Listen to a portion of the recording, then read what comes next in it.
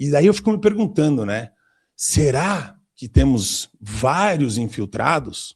Quantos infiltrados querem acirrar o ânimo das pessoas, ou os ânimos das pessoas? Porque isso vai gerar um efeito positivo sempre para a galera que está apostando na nossa desmobilização. Enfim, falei demais já.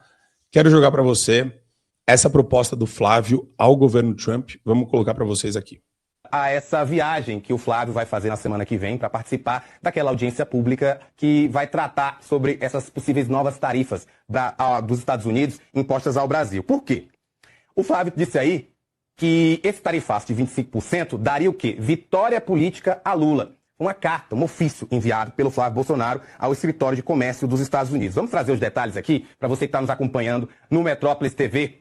O senador Flávio Bolsonaro enviou ao governo dos Estados Unidos um ofício pedindo novamente a suspensão do tarifaço sobre os produtos brasileiros. O parlamentar é um dos inscritos para participar, como eu disse, da audiência pública, que vai discutir a sobretaxação de 25% do governo de Donald Trump ao Brasil. Nesse documento, ele foi enviado na quarta-feira, Flávio argumenta o seguinte, que a manutenção desse tarifaço poderia favorecer o presidente Luiz Inácio Lula da Silva na corrida eleitoral. Olha o que foi escrito no ofício, ó. As tarifas propostas entregariam ao atual governo brasileiro precisamente a vitória política que ele vem arquitetando, ao mesmo tempo em que prejudicariam a economia americana e os próprios brasileiros que buscam uma relação mutualmente benéfica com os Estados Unidos. Foi isso que Flávio disse nesse ofício enviado ao governo dos Estados Unidos.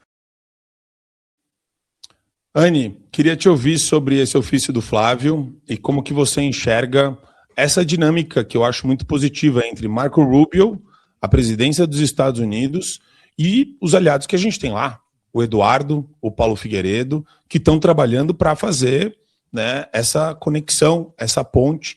Porque uma coisa é quando vem uma notificação, alguma carta do Departamento de Estado, mas tem todo um trabalho de bastidor aí que muita gente não vê, Anne. Perfeito, Marco. Primeiro que eu estou bem feliz da gente poder comentar sobre essa pauta da relação entre Brasil e Estados Unidos, ainda que essa relação aconteça apenas por um dos candidatos dessa disputa eleitoral. A gente sabe que o outro candidato, o atual presidente, não faz a menor questão de exercer uma boa diplomacia com o país, que é o nosso aliado histórico há anos, né? Há décadas, há muito tempo, na verdade. E isso porque também, Marco, amanhã, queria lembrar vocês, principalmente da audiência, e amanhã é um dia muito especial. Amanhã, os Estados Unidos celebram 250 anos de independência. E não é como é o nosso 7 de setembro, que a gente comemora a nossa independência e é isso. Não. Lá eles celebram 250 anos de basicamente uma mesma Constituição, de um mesmo regime, de um país democrata, de um país liberal que valoriza princípios basilares de uma democracia. E nesse período em que a gente vê eles celebrando isso, que para eles é muito mais importante do que Copa do Mundo. Eu estive nos Estados Unidos mês passado e eles estavam completamente na expectativa do dia 4 de julho, muito mais do que a Copa do Mundo que eles mesmos estão sediando. Isso porque eles valorizam princípios básicos. E eu sei que daqui a pouco a gente vai falar sobre a ação do Moraes também nos Estados Unidos, mas nesse caso a gente tem que olhar para os Estados Unidos como um parceiro, como um aliado estratégico, e não só econômico, mas é claro, econômico também. Ele é nosso segundo maior parceiro comercial. Mas ele é parceiro em todos os outros aspectos também. Agora, na Copa do Mundo, por exemplo, está escancarado os valores morais dos Estados Unidos, os valores ocidentais. Quando, por exemplo, a gente viu acontecendo o jogo do Irã e Egito nos Estados Unidos, em que Irã e Egito pediram para que bandeiras LGBTs fossem proibidas na cidade de Seattle, e os Estados Unidos recusaram, porque é um princípio básico a liberdade de expressão, é uma pessoa poder levantar qualquer bandeira que seja. Eu trouxe esse contexto só para a gente começar a entender, a falar sobre essa geopolítica, sobre o que é os Estados Unidos nesse momento. Não é um inimigo, não é alguém que a gente tem que sair xingando, como faz o Lula, ou tem que falar que o dólar vai acabar, como ele fez na conferência dos BRICS, que inclusive foi dessa conferência, dessa fala do Lula nos BRICS, que ele disse que o dólar não deveria ser mais a moeda principal, que eles deveriam se unir contra o dólar, que começou essa guerra tarifária. Então, primeiro de tudo, as tarifas não são respostas de pedidos feitos por Eduardo Bolsonaro, Paulo Figueiredo, ou seja lá quem for. Não são.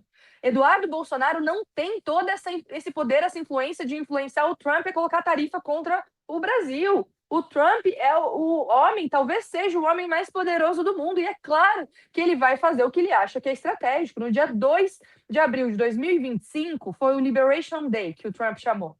Foi o dia que ele colocou uma tabela gigantesca com muitas tarifas para o mundo inteiro, para vários países. O Trump está fazendo algo diferente do que fez Obama, por exemplo, e outros presidentes anteriores. Ele usa das tarifas como uma arma geopolítica para também falar sobre questões de direitos humanos, de narcotráfico, de liberdade de expressão e, claro, também a parte econômica. Então, o primeiro ponto é esse. As tarifas são uma arma do Trump. Se o Trump entendeu em determinado momento que o Brasil deveria sofrer sanções econômicas, deveria receber tarifas e depois aumentou as tarifas, isso não tem nada a ver com o Eduardo Bolsonaro. Isso, pelo contrário, é uma falta de relação diplomática entre o Lula e o Trump. Ele não conseguiu negociar. Inclusive, tem um vídeo ótimo de uma entrevista de uma jornalista da BBC dos Estados Unidos, em que ela pergunta para o Trump, para o Lula, mas você está falando que você falou que o Trump desligou o telefone, ele não te atendeu. Você tentou ligar para o Trump, Lula? E ele fala, não, mas não sei o que lá. Daí ela insiste. Você tentou ligar para o Trump? Ela fala 3 vezes até que ele diz, não, eu não tentei. Isso já se passavam mais de um mês das tarifas, em que tinha gente perdendo emprego no Brasil, empresas fechando no Brasil por conta dessas tarifas. E o Lula não fez nada. Inclusive, a primeira viagem dele para os Estados Unidos para falar com o Trump foi agora, em fevereiro não, foi agora, faz alguns meses. Vocês lembram disso? Faz uns 2 meses. Nesse ano, em fevereiro, ele foi falar com o Trump só na Malásia. Ou seja, se a gente sofre problemas econômicos com os Estados Unidos, o único responsável por isso é a estratégia diplomática liderada por Lula. E isso tem que ficar muito claro, porque, como o Flávio Bolsonaro coloca nesse ofício, é claro que o Lula vai usar e já usou isso a favor dele. A gente viu o petista usando a camiseta do Brasil, coisa que a gente nunca viu na vida, a gente viu por conta dessas tarifas. Fiz esse contexto para chegar nesse ofício do Flávio, que eu achei fantástico, golaço, como você disse, Marco. É extremamente importante o Flávio se posicionar como um aliado, primeiro, dos brasileiros, porque quem sofre com essas tarifas são os brasileiros, cidadãos brasileiros, que vão ser prejudicados por falta de emprego ou por produtos mais caros. E, em segundo lugar, são os cidadãos americanos, que eles também sofrem com tarifa, porque não conseguem comprar produtos brasileiros como compravam antes. Quem ganha com isso são os governos, né? O governo Trump e o governo Lula, que estão arrecadando com as tarifas.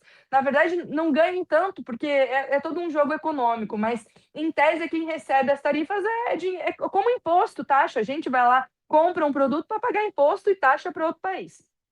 Então, quando o Flávio se coloca para participar dessa audiência pública, fala, olha, estou aqui como um pré-candidato, como um filho de um presidente que está sendo perseguido, pedindo para que não haja tarifas, fica claro o lado que o Flávio está. Assim como esteve claro o lado que o Flávio está quando ele foi para os Estados Unidos falar com o Trump, um pré-candidato, depois, inclusive, do escândalo dos áudios do Vorcaro, logo depois ele foi, e a gente viu a classificação de PCC e Comando Vermelho como organizações terroristas no Brasil, depois de uma visita de Flávio Bolsonaro.